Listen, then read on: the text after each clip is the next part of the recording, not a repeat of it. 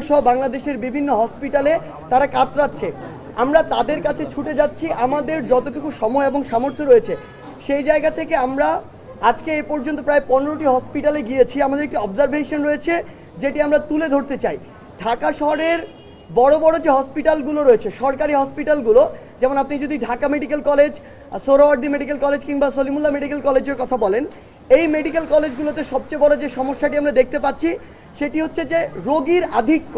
যতজন সেখানে রোগী থাকা সম্ভব তার চেয়ে ডাবলেরও বেশি রোগী রয়েছে।